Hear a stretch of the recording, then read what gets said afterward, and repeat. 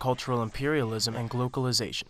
The two terms are similar, with globalization being the reappropriation of Western cultural products, and cultural imperialism as one country using its power to insert their cultural habits and values into another country at the expense of a native culture.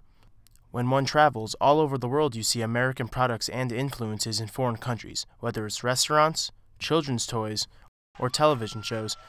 Western culture is injected into other cultures everywhere. But just because these images are present in these countries does not necessarily mean it's an act of cultural imperialism. Good examples of this are seen in Arabic television.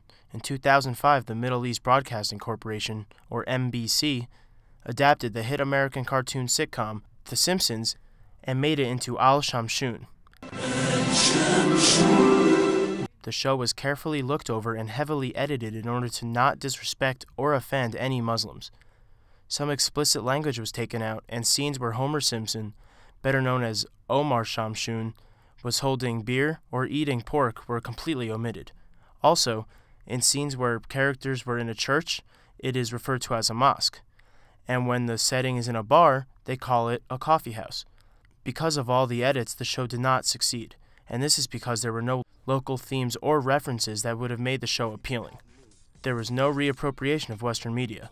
It was an exact copy, and that is why it did not succeed. There are other shows in the Arab world, however, that mirror Western media ideas and are successful. There's a talk show consisting of 4 women who talk about the hottest celebrities in the latest news, which appears to be their version of The View. The reason that show is popular is because it deals with the local and relevant issues to Arabs, and they are intrigued by that, unlike what The Simpsons adaptation did. Joe Strabhar, in his article Producing National Television, Global and Local, states that programs that go outside the cultural boundaries will go unwatched. In other words, if a show is not culturally relevant to its audience, it will not be a success. That is what happened to Al-Shamshun, and if countries want to use Western television shows, they should just make sure that they make it a version of their own to appeal to their culture, and not have it too American.